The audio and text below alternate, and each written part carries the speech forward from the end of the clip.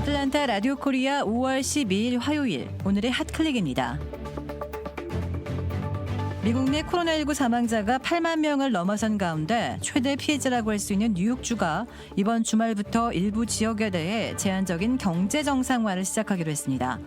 오는 15일로 자택 명령이 끝나는 주를 포함해 다음 주부터는 미국 대부분 주가 부분적 경제 정상화에 들어갈 예정입니다.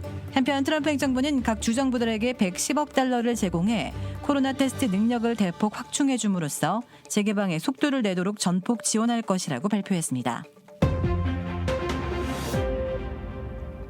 지난주 백악관 직원 2명이 코로나19 확진 판정을 받자 추가 확진을 막기 위해 대통령 집무실에 있는 웨스트윙에 근무하는 직원들은 각자 책상에 있을 때를 제외하고는 마스크를 착용하도록 했습니다.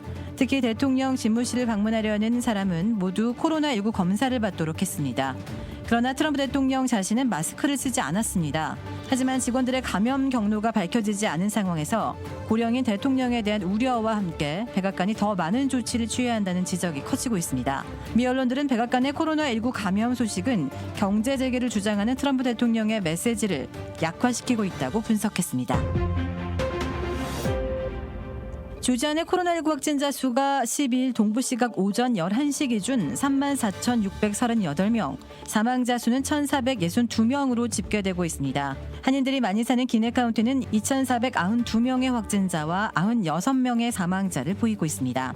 이런 가운데 브라이언 캠프 주지사는 오늘 오후 코로나19 사태가 진정될 때까지 술집과 바, 나이트클럽에 대한 셧다운을 연장할 계획이라고 밝혔습니다.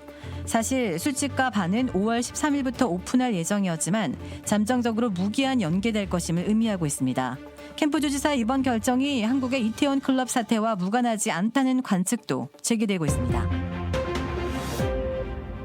조지아 주정부가 오는 13일 사회적 거리두기와 안전지침 준수를 종료하겠다고 발표함에 따라 시정부 기관들도 다시 정상 운영에 나서고 있습니다. 둘루스시와 로렌스빌시는 14일부터 업무를 재개한다고 밝혔고 둘루스 법원은 18일부터 문을 열 예정입니다. 한편 한인들이 많이 거주하는 스와니시는 아직 일정을 발표하지 않고 있습니다.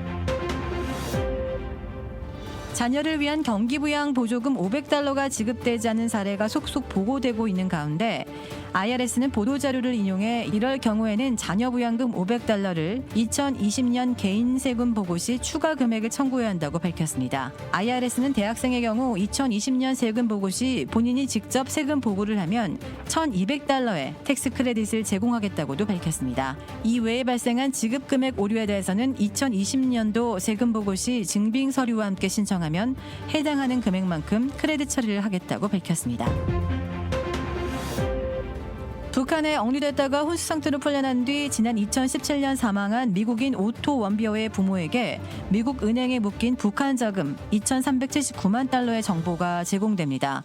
2018년 미국 법원은 북한이 원비어를 고문의 죽음으로 내몰았다며 유족에게 5억 133만 달러를 배상해야 한다고 판결한 바 있습니다.